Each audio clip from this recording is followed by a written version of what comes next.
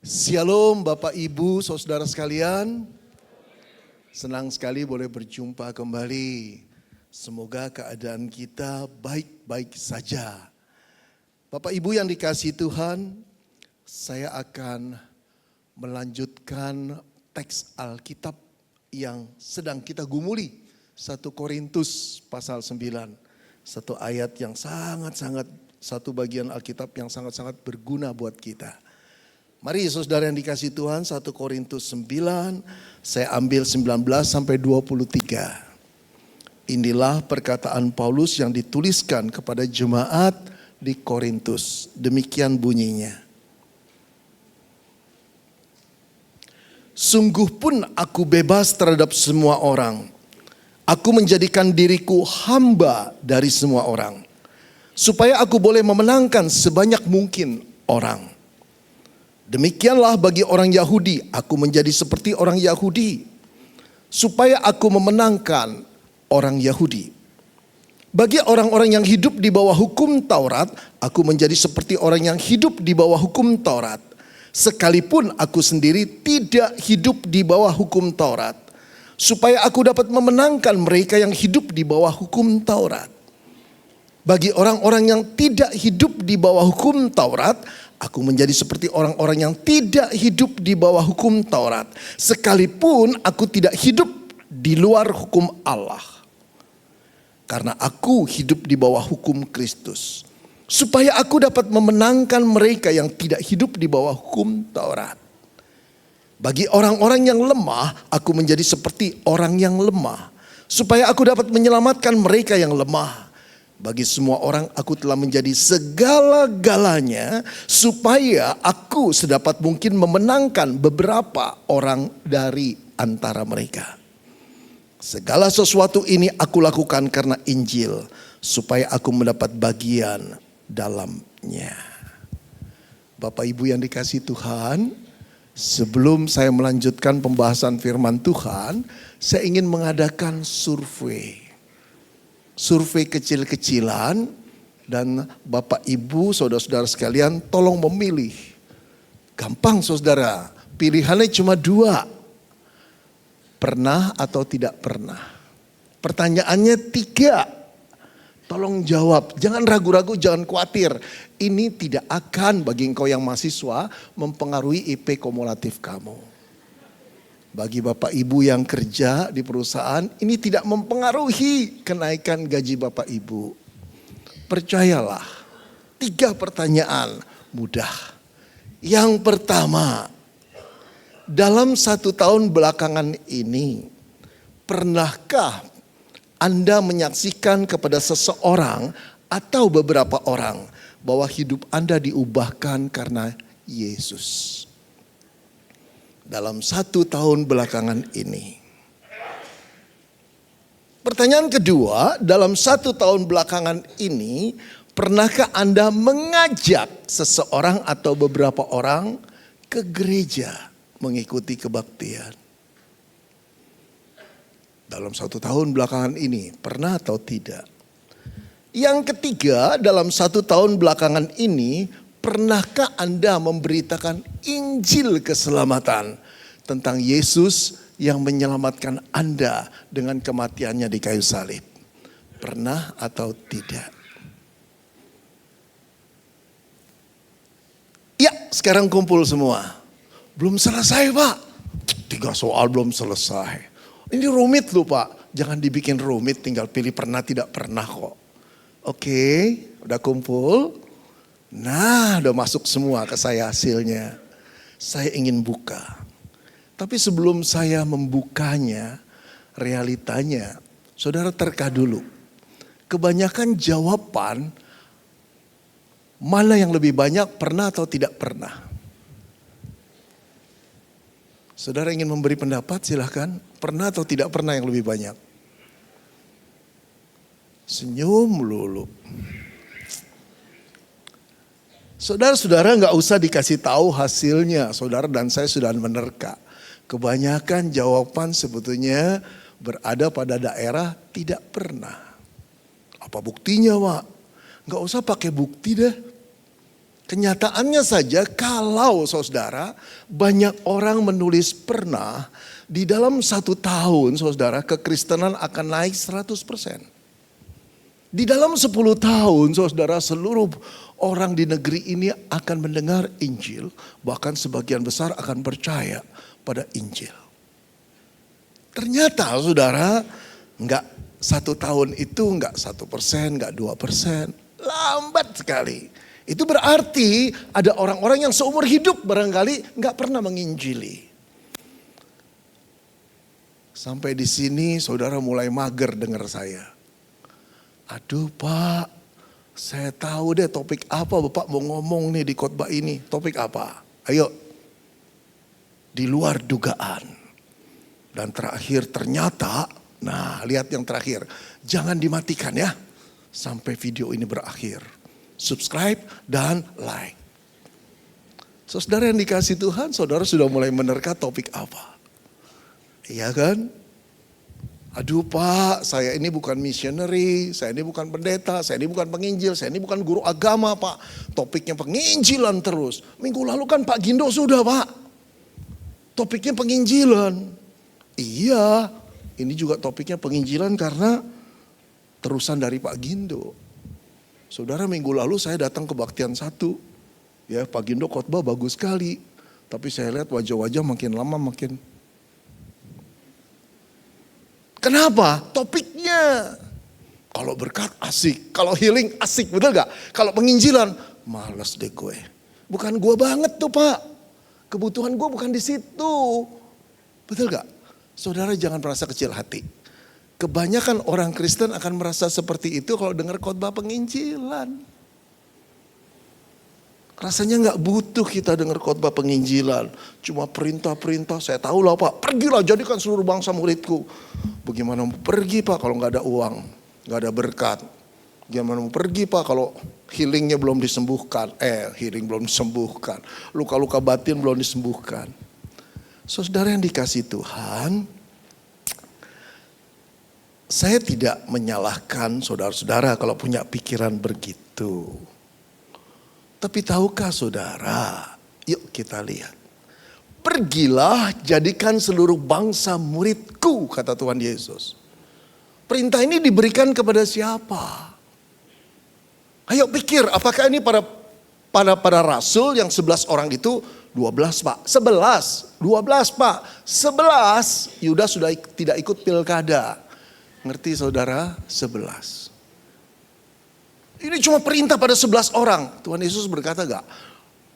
Pergilah jadikan seluruh bangsa muridku. Hei, buat para rasul saja, bukan buat kalian. Ini hak istimewa para rasul yang punya kartu prioritas. Ngerti? Waduh, apakah benar hanya para rasul? Ratusan orang loh saudara di bawah itu. Tuhan gak memberi catatan hanya pada para rasul. Dah. Itu berarti saudara juga buat orang Kristen yang telah diselamatkan oleh darah Kristus, bukan? Jadi ini hak istimewa. Aduh saudara, kalau saudara tidak bisa lihat ini, saudara rugi jadi orang Kristen. Coba bayangkan, kalau saja memberitakan Injil itu hanya hak para rasul. Kemudian diteruskan hak para misioneri, hak para pendeta, hak guru agama. Saudara gak berhak. Betapa sedihnya engkau dan saya jadi warga negara. Bukan engkau dan saya mau pendeta. Karena itu jadilah pendeta cepat-cepat. Nah saudara, engkau akan merasa jadi warga negara kelas 2, bukan? Bukan kelas 2 lagi Pak kalau gak memberitakan Injil. Iya kelas berapa? Kelas 212. Bagus juga. Saudara-saudara yang kekasih, bayangkan satu kali kalau engkau bertemu dengan seorang teman. Gue pengen tanya sama lu dari dulu. Kok lu bisa berubah sih? Gue tahu lu siapa. Sekarang kok berubah? Dulu gue pikir lu gak bisa berubah. Kecuali Allah menciptakan ulang bumi dan alam semesta ini. Terus dipikir gue juga bingung. Kenapa gue bisa berubah? Gue tuh udah bergumul tau gak. Berkali-kali nangis, berkali-kali bertobat, berkali-kali pengen berubah. Gak bisa berubah sampai gue bertemu dengan Yesus. Apa urusannya dengan Yesus lu? Wow, dia itu yang mengubah aku. Dia itu yang mengampuni aku. Dia yang mati di kayu salib menebus seluruh dosaku. Pada waktu saudara sedang meluap-luap memberitakan Yesus, malaikat di surga berteriak dengan suara menggelegar. Hei, stop, jangan teruskan. Kamu tidak berhak mengabarkan Injil. Itu hanya hak misioneri, para rasul, pendeta, guru agama. Kamu tidak berhak. Saudara terbungkam di mulut ini. Pengen teruskan. Saudara pengen menyaksikan Yesus, tapi dilarang. Lalu larangannya lebih luar biasa lagi. Malaikat Tuhan berseru dan berkata, apa yang kamu ucapkan akan dapat digunakan dan akan dapat dijadikan bukti di pengadilan. Saudara diam. Kamu tidak berhak. Saudara, engkau tertunduk dan berkata, tapi aku juga mengalami Yesus menebusku. Kenapa aku tidak berhak? Kenapa hanya para rasul? Kenapa hanya misioneri? Kenapa hanya pendeta? Sedih gak? Sedih dong. Kabar baik yang mengubah engkau gak bisa diceritakan karena bukan hakmu. Untung saja malaikat Tuhan tidak seperti itu. Untung saja Yesus memberikan perintah amanat agung itu buat seluruh orang yang telah dirubahnya. Jadi saudara, ini adalah hak istimewa yang luar biasa. Oleh karena itu saudara, penginjilan itu bukan beban tambahan yang membuat hidup kita bertambah berat. Bukan. Melainkan kepercayaan istimewa dari Tuhan yang membuat kita merasa bangga dan terhormat. Pikirkan itu. Karena Tuhan menghormatimu dan menghormatiku, diberikan hak istimewa itu. Itu bukan cuma sekelompok orang yang dipercaya. Kita juga dipercaya. Kita orang-orang biasa dipercaya untuk memberitakan Injil Tuhan. Sangat-sangat istimewa. Sampai di sini beberapa dari kita, oh gitu ya Pak ya. Saya sih udah tahu sebetulnya, tapi saya mulai tergerak nih Pak. Oke, saya mau memberitakan Injil. Berarti khotbah ini juga buat saya Pak ya. Iya, buat kamu, dari tadi saya udah bilangin buat kamu. Oke Pak. Tapi gimana memberitakan Injil Pak? Saya gak bisa. Mulainya dari mana sih? Oh inilah pertanyaan yang saya tunggu-tunggu. Mulainya dari mana? Gampang. Saya kasih tahu ya. Tapi saya ingin kasih tahu dengan sebuah cerita. Begini. Ada seorang pemuda dari Indonesia. Dalam satu kebaktian, dia betul-betul tahu bahwa Tuhan memanggil dia jadi missionary. Dan dia juga tahu negara mana yang akan dia injili. China. Bebannya berat sekali dia. China. Mimpinya China. Seluruh hidupnya ke China. Nah saudara, akhirnya dia menyerahkan diri. Segala sesuatu diurus, administrasinya beres. Dia ikut lembaga penginjilan. Kemudian dia dikirim ke China. Nah saudara yang dikasih Tuhan, hari pertama yang wajib dia ikuti adalah kelas bahasa Mandarin. Ini bahasa favorit saya, makanya saya dari kecil ngomongnya Mandarin terus. Cuma orang-orang gak ngerti saya ngomong apa. Nah saudara yang dikasih Tuhan, hari itu kelas bahasa Mandarin dimulai. Ada banyak mahasiswa, kira-kira belasan. Lalu seorang guru wanita cantik datang lalu berdiri di muka kelas. Menatap mahasiswa itu satu persatu dan dia mulai berjalan. Dia mulai berjalan dari baris ke baris, dari mahasiswa ke mahasiswa, dari belakang ke depan. Kemudian dia putar lagi sampai seluruh mahasiswa dia lewati. Kemudian dia berdiri di tengah kelas, lalu berjalan keluar. Semua orang bingung. Para mahasiswa saling tatap. Ini guru mau ngapain dia, gak ngomong sepatah kata pun. Tapi mereka karena mahasiswa baru diam saja sudah. Beberapa menit kemudian guru wanita itu masuk lagi. Lalu berkata begini. Kalian mengerti makna yang saya sedang katakan kepada kalian. Dengan tindakan saya seperti itu. Semua terdiam. Ngerti tidak? Yang ngerti angkat tangan. Tidak ada yang mau angkat tangan saudara. Karena mereka ragu-ragu semua. Guru itu tidak mengatakan apa-apa. Tiba-tiba pemuda Indonesia angkat tangan. Lalu berkata, yang saya rasakan ibu, ketika ibu mengelilingi kami, parfum hidup wangi sekali. Wah, semua terkekeh-kekeh. Guru itu diam menatap dia dan berkata, Anda tepat. Itulah pesan yang saya ingin sampaikan kepada Anda.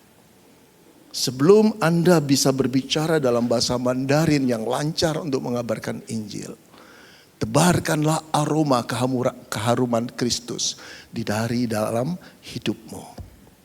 Action speak louder than words. Saudara yang dikasihi Tuhan, ini loh prinsip yang luar biasa. Yang merangkum pikiran kita.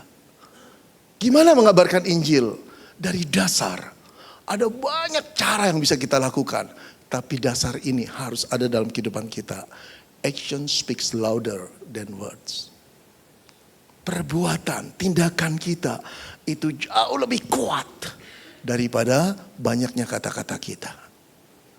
Nah, saudara yang dikasihi Tuhan, prinsip ini harus kita hayati dan kita jalani.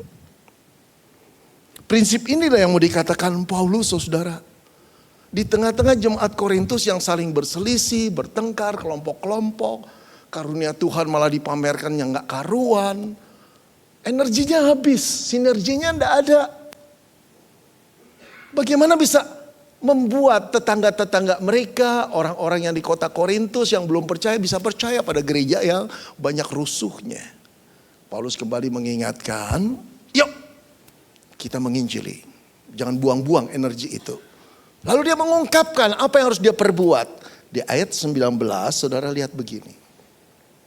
Sungguh pun aku bebas terhadap semua orang, kata Paulus. Aku menjadikan diriku hamba dari semua orang.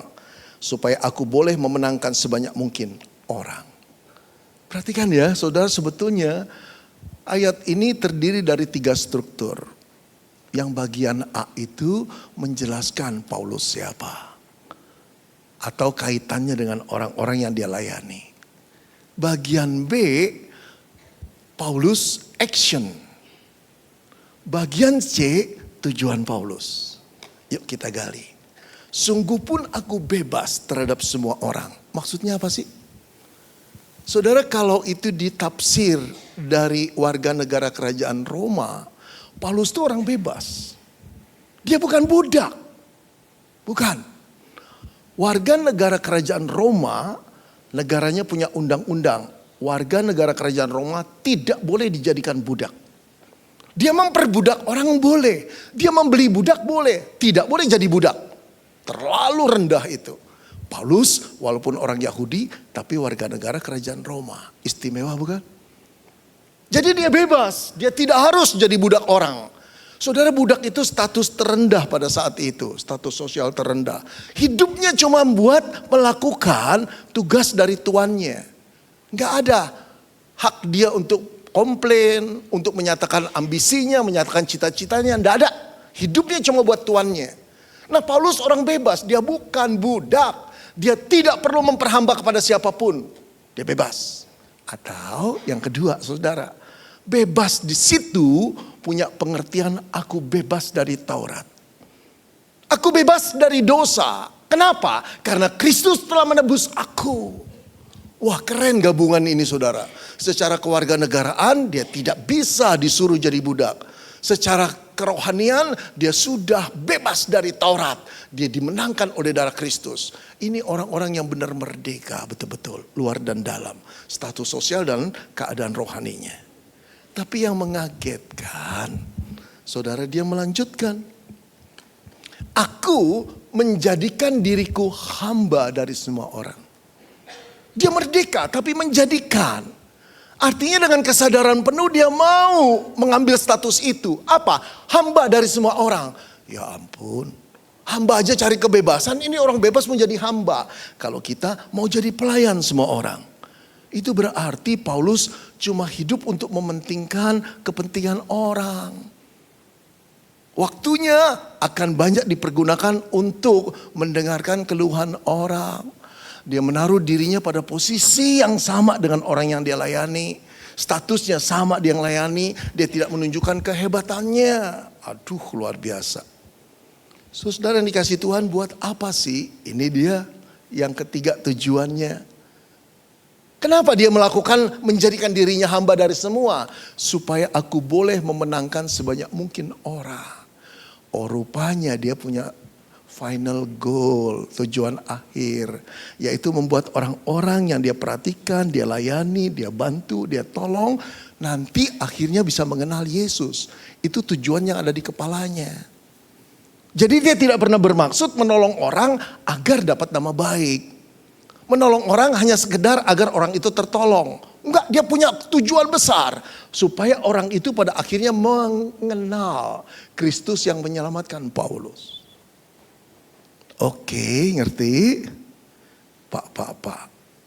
Tar dulu. Apakah boleh seseorang melakukan kebaikan tapi sebetulnya punya tujuan lain?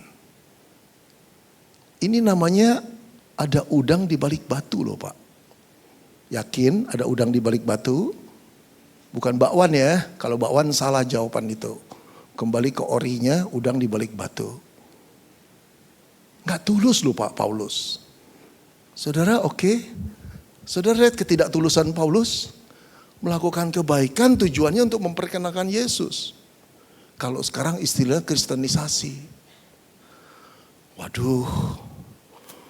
Gawat juga nih kalau begini nih. Saudara terlalu kritis melihat Alkitab. Kita mesti tanya sama Paulus nih. Janjian jam 1 siang bisa gak saudara? Tanya Paulus. Tapi sebelum kita tanya Paulus, saya ingin mengajukan pertanyaan pada saudara. Bolehkah seseorang melakukan kebaikan karena dia punya tujuan yang jauh lebih baik lagi nantinya? Boleh gak sih? Emang ada salahnya? Kalau orang melakukan kebaikan dengan tujuan nanti dia akan menipu orang yang dia layani itu untuk kepentingan dirinya sendiri, itu keliru. Tapi Paulus melakukan kebaikan agar orang itu kenal siapa juru selamatnya dan juru selamat dunia yang telah memerdekakan dia dari perbudakan.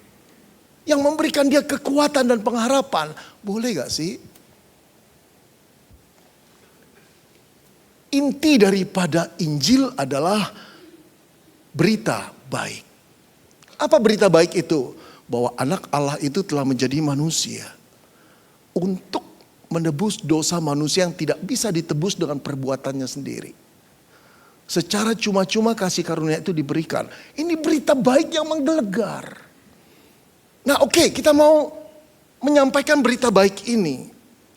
Tapi berita baik ini tidak akan diterima orang kalau tidak dibungkus dengan packaging yang baik. Nah packaging itu ada di awal bukan? Saudara mau kalau saudara ingin menjual produk, wah keren ini benar-benar bermutu sekali, berguna.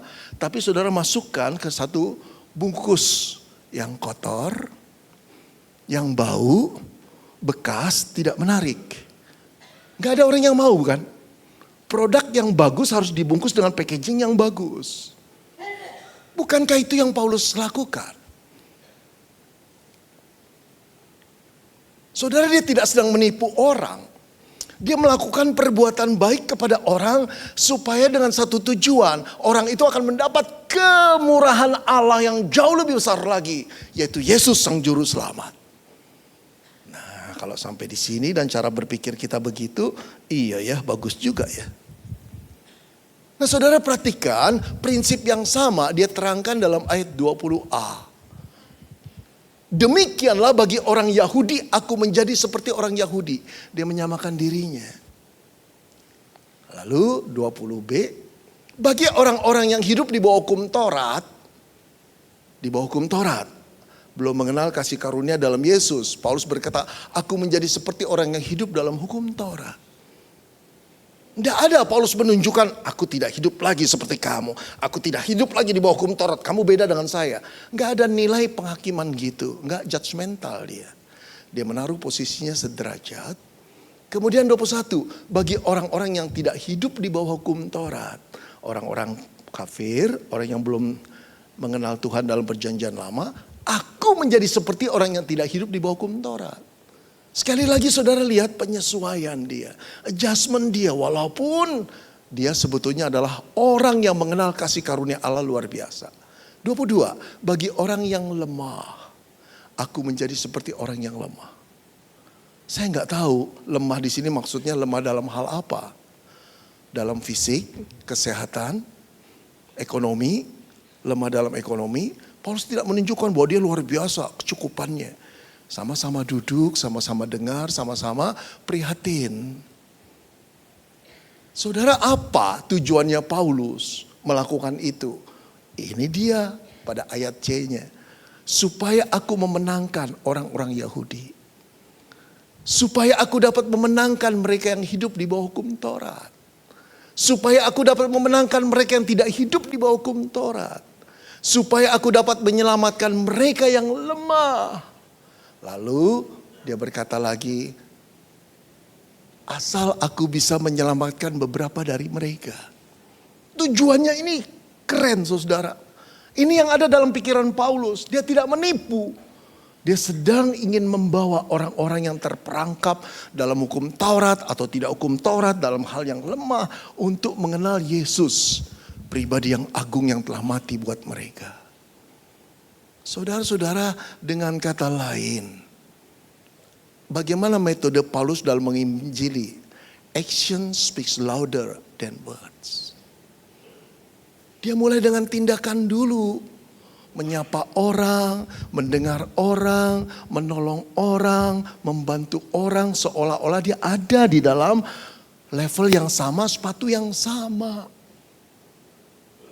Sehingga orang merasa Paulus itu betul-betul bagian dari mereka. Dan itulah kekristenan. Saudara yang dikasihi Tuhan, perhatikan pendapat ini.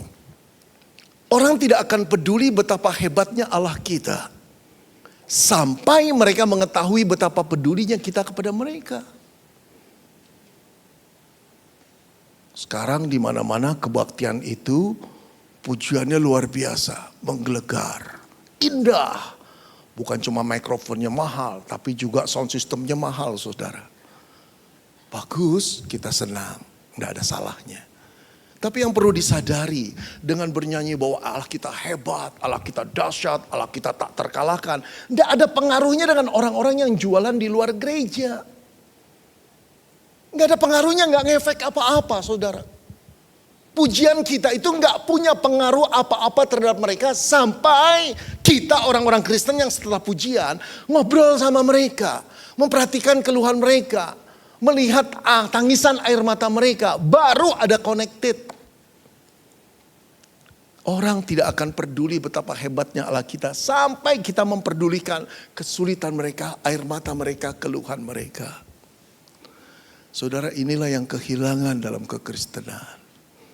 Buat apa kota itu, terang itu cuma ada di puncak sana, kalau tidak terjun dalam kegelapan?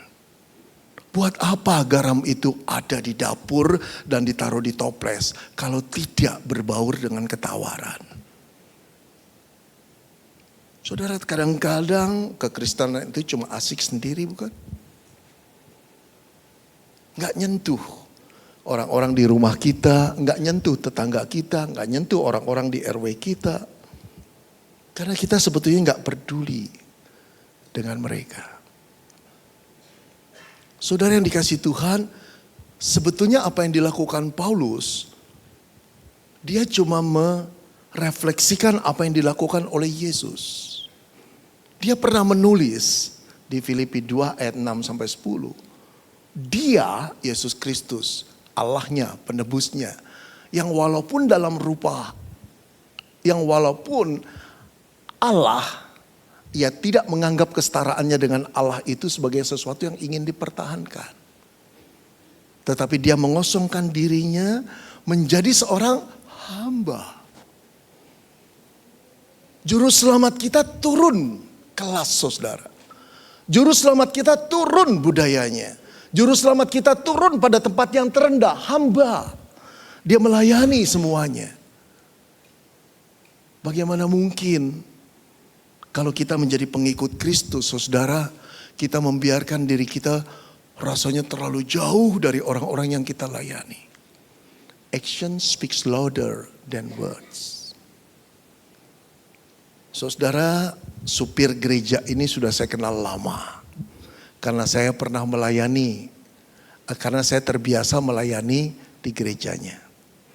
Setelah dijemput di airport, saya berkata begini, Pak, kabarnya Bapak sudah menjadi anak Tuhan ya? Dia ketawa, iya Pak Benny, setahun yang lalu saya dibaptis. Keren loh. Gimana ceritanya?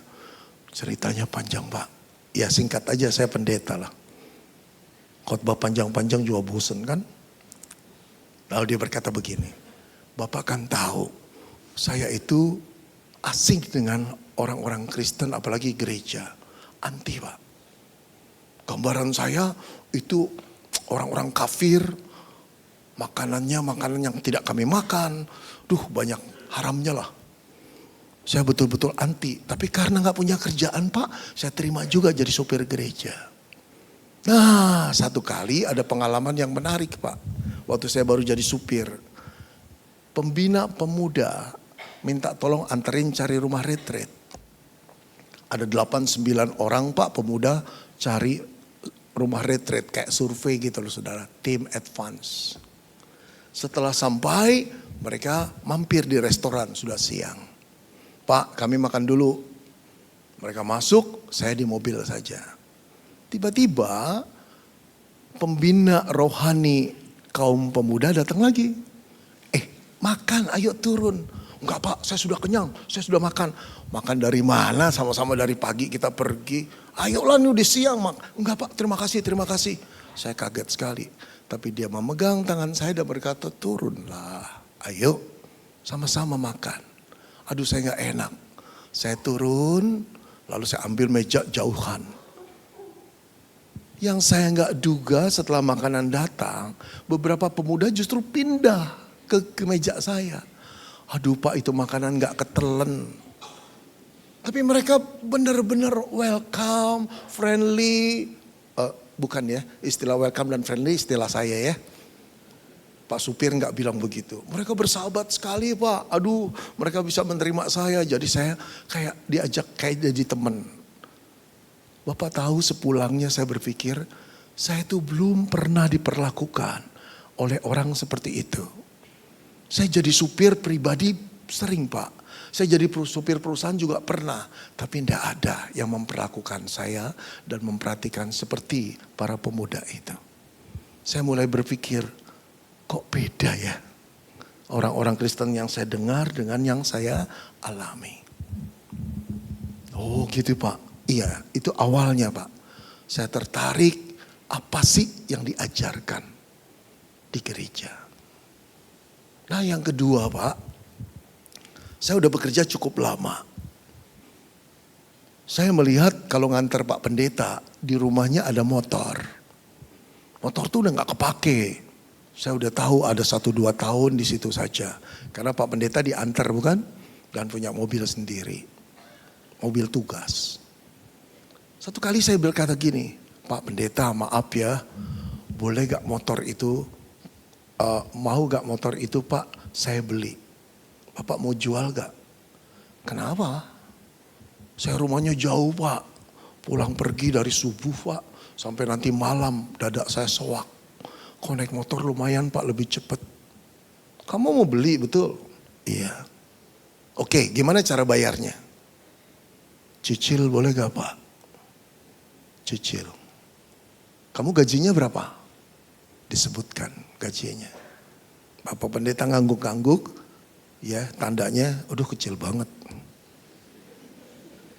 Setelah 2 minggu gak ada jawaban. Pak Pendetanya kan bilang begini. Nanti saya tanya semu ya, tanya Ibu Pendeta. Setelah itu gak ada jawaban. Ketemu di gereja Pak. Pak Pendeta, gimana motornya jadi jual gak? Motornya saya sudah tanya Ibu Pendeta, tidak jadi dijual. Oh, saya tahu alasannya. Karena gaji saya kekecilan, cicilannya pasti kecil. Pak Pendeta gak mau menjualnya. Tapi tiba-tiba bahu saya dipegang dan berkata, kami tidak menjual, jangan kecewa ya. Kami berikan kepadamu saja. Apa Pak? Buat kamu saja. Pergi ke rumah saya, ketemukan semu, minta surat-suratnya. Sore itu saya pulang dengan motor, Pak. Saya nangis sepanjang jalan. Sejak itu saya bertekad, saya ingin kenal Allah orang Kristen. Setiap kali mengantar hamba Tuhan berkhotbah, boleh gak saya dengar? Boleh, duduk aja di belakang. Sampai akhirnya saya memutuskan, saya ingin diselamatkan oleh Yesus, Allah yang baik itu. Action speaks louder than words. Saudara, saya pernah mendengar kesaksian di YouTube. Seseorang pembenci Kristen. Karena didoktrin sudah begitu dari awal. Tapi sekarang terpaksa satu kamar kos dengan orang Kristen karena dia harus sharing room. Ya, share room. Dia harus cari teman kamar supaya murah. Begitu dia masuk, ada gitar, ada seseorang di sana, aduh. Dari tampang-tampangnya sih ini pasti Kristen. Benar, baru aja beberapa lama ngobrol, pemuda itu ambil gitar nyanyi pujian Kristen lagi, Pak. Lemeslah aku. Nah, saudara yang dikasih Tuhan, hidup pemuda ini susah sekali. Kadang-kadang dia menahan lapar karena nggak punya uang. Atau dia harus ngirit betul-betul. Dan saudara tahu apa yang dilakukan oleh pemuda Kristen? Dia ikut persekutuan, nanti pulangnya dia bawa makanan. Dia cuma berkata, ada lebihnya buat kamu. Kadang-kadang saya tahu dia menyediakan di situ mie instan. Lalu berkata, saya pergi dulu ya, ikut persekutuan. Kalau kamu lapar, mau masak-masak aja. Aduh, Pak, orang itu luar biasa. Saksian di YouTube. Sampai satu kali saya ingin tahu Allah orang Kristen seperti apa. Lalu saya pergi ikut persekutuan. Disitulah Kristus menangkapku. Action speaks louder than words. Saudara mungkin berkata begini, ya Pak, itu kan pendeta tadi. Itu kan mahasiswa berkecukupan. Saya ibu, Pak, janda lagi. Apa yang bisa saya lakukan? Hidup saya juga susah. Allah tahu kesusahanmu. Allah tahu kekuranganmu. Tapi maksud sih Allah nggak cukupkan? Ya cukup sih Pak, tapi saya juga harus nabung. Nah, tabunganmu itu yang barangkali terlalu banyak. Pernah gak engkau bayangkan, walaupun kau janda, hidup dalam keadaan pas-pasan, tapi engkau sedang berbagi. Waktu pulang dari gereja, engkau beli klepon, beli roti sepotong. Karena apa? Ingat tetanggamu dengan 3 anak. Kasihan ya, aku masih bisa beli kok. Dia barangkali enggak. Belilah 1-2. Tadi aku mampir, ini buat kamu ya, ini buat anak-anak. Kalau saudara terus lakukan begitu, orang akan berpikir, kenapa ini tetangga yang satu-satunya beda. Sementara yang lain itu cuma nyindir-nyindir. Saudara diperlukan orang seperti itu. Sebelum pada akhirnya barangkali ibu itu akan berkata, aku mau deh hidup sukacita kayak kamu. Gak ada persoalan. Loh, siapa yang bilang gak ada persoalan? Persoalanku tuh akeh tau gak? Cuma Tuhan Yesus menguatkan. Nah, aku pengen kenal Tuhan Yesusmu. Ayo ikut aku ke gereja. Ada banyak yang bisa kita buat, bukan? Saudara, tadi pagi selesai khotbah. Seorang bapak yang menjadi liturgos mengisahkan sesuatu yang membuat saya terenyuh sekali. Dia berkata 40 tahun saya menjadi kepala sekolah. Kadang-kadang saya menagih anak-anak yang bayaran uang sekolahnya terlambat. Walaupun itu bertentangan dengan hati nurani, sebagai kepala sekolah dia harus ngomong itu. Sampai satu kali dia menengok murid-muridnya yang tidak datang sekolah dan tidak bayar. Dia kaget ketika masuk sebuah rumah, hampir tidak ada peralatan apa-apa di sana. Dia masuk ke kamar, sebuah kasur dengan 5 orang sedang tidur di sana. Saya duga papa, mama, ibu, bapak, dan 3 anak. Kurus-kurus semua. Aduh, saya pengen menangis katanya. Saya tidak tahu keadaan muridku seperti ini. Orang tuanya berkata, sudah berhari-hari kami makan dengan nasi yang diencerkan terus. Sampai ketika Natal tiba, Dia dengan anak-anaknya sudah siap untuk mengumpulkan dana. Dan hari itu kami dan anak-anak tidak beli apa-apa, tapi pergi ke rumah mereka. Saudara, inilah yang Tuhan harapkan. Buat apa kita pandai berdebat teologi? Buat apa kita paham Alkitab? Kalau tindakan dan perbuatan kita gak menyentuh mereka. Saudara, dengan perbuatan yang baik, siapapun bisa melakukannya, bukan? Ketika engkau bangun pagi, yang pertama aku sarankan, berterima kasihlah untuk kesehatan yang Tuhan beri. Thank you Tuhan, masih sehat. Kalau sakit, thank you Tuhan ditambahkan satu penyakit, rapopo. Setelah itu, apa? Saudara, setelah itu bersyukur. Tuhan, aku bersyukur karena aku telah ditebus oleh darah Kristus. Selalu ingatkan dirimu. Yang ketiga, Tuhan, pertemukan aku dengan orang yang harus aku bantu atau perlu aku bantu hari ini. Kau akan hidup dengan cara yang berbeda. Dan disitulah engkau pahami bahwa itulah kehidupan Yesus. Pada waktu dia datang, dia cuma ingin menolong orang-orang yang terjebak di dalam kemelaratan dosa. Stres dalam kehidupan tanpa pertolongan. Dia memberikan dirinya, termasuk bagimu dan bagiku. Mari kita menjadi pelita. Mari kita menjadi terang. Mari kita menjadi alat di dalam tangan Tuhan yang menolong mereka. Action speaks louder than words. Mari kita berdoa.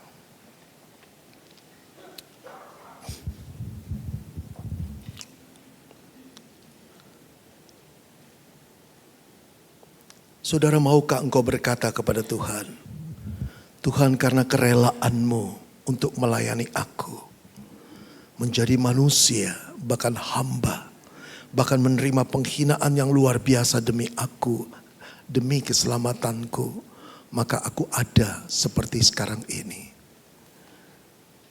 Aku melihat pikiran Paulus yang memahami jalan yang kau ambil. Aku juga ingin melayani orang-orang yang belum tersentuh dengan Injil. Aku ingin melayani mereka dengan apa yang baik. Apa yang kami bisa. Kami ingin memulainya dari sana. Tolong kami, berikan kami hikmat untuk berbagi kepada orang-orang yang kekurangan. Mungkin orang-orang itu ada di rumah tangga kami. Mungkin tetangga kami, mungkin teman baik kami. Tuhan, pakai kami menjadi alat kemuliaan-Mu. Silakan saudara berdoa.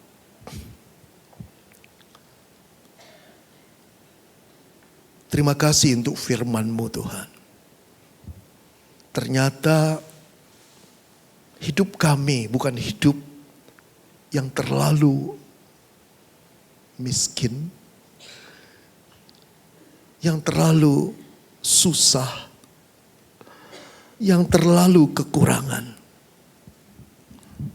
Yang ada adalah kekurang puasan, kekurang syukuran, kekurangan memperhatikan kebutuhan orang lain.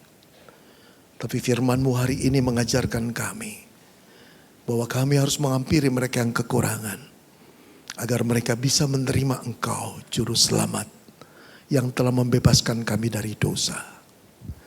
Berikan kami hati yang lapang, berikan kami mata yang melihat, berikan kami tangan yang ringan untuk menolong orang sesama kami. Terima kasih Bapak, terpujilah nama-Mu. Kami ingin menyimpan firman-Mu di dalam diri kami.